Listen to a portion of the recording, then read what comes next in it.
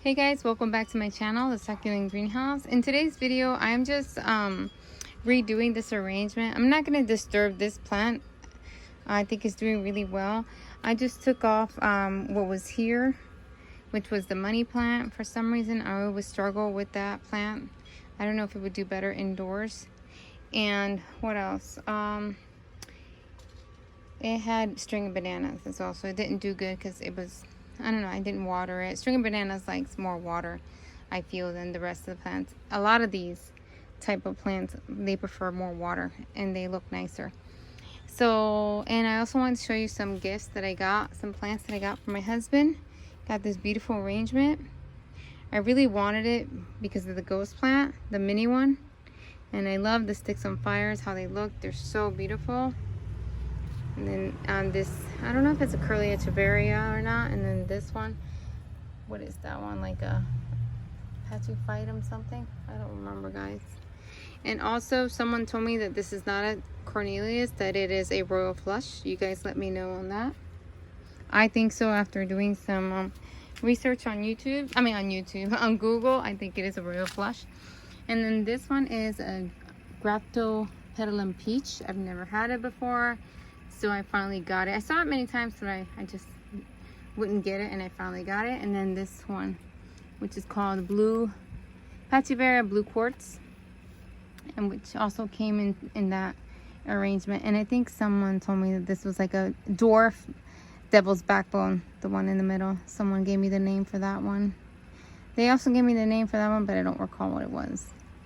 Anyways, let's go to the repotting.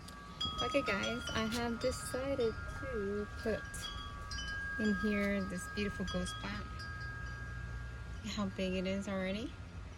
I know that it is not like ideal, right? But because it is a tight space. But ghost plants are they're strong plants. They endure through anything. So I think it's gonna be just fine. And yeah, I think she'll do fine just in there. And then also these. And I'm not looking for reproduction. I'm not looking to multiply this plant. I have tons of it, and I multiply it a different way. You know, I use propagating and things like that. But that doesn't mean that this won't give me pops. It probably will produce more plants in there, but I'm just saying that if your intentions were to multiply this plant, the best way is to take it and put her in her own pot, in a little bit bigger pot than this, so that it can continue to grow.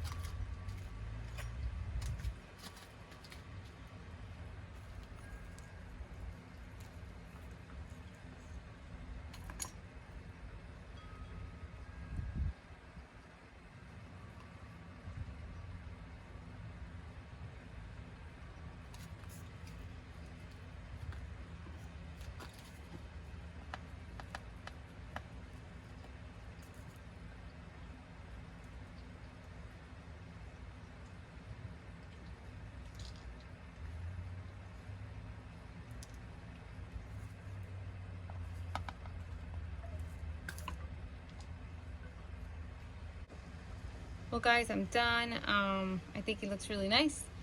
Sometimes I'll take an arrangement apart if I see that it was just really suffering for some other reason other than water or overwatering. But if the arrangement is not looking like that, and there's a beautiful plant like this one, for example, I'll just leave it alone and add more plants to it. Take whatever has died off and add more plant. If the plant was sick, if it died because it was sick, then obviously I would have to, you know, discard everything and start all over. But yeah, let me bring this into the light and give you a better look. Hey guys, so this is what it looks like.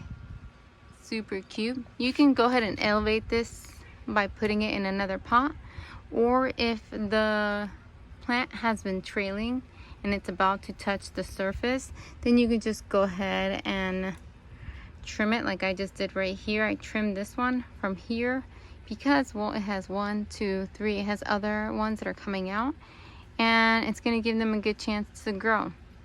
And then I have another plant. I will propagate this and I'll make multiple plants. And that's it guys. Thank you guys so much for watching. Don't forget to comment, like, and subscribe, and hit the bell button so you're notified every time I post a video. Thank you guys. God bless.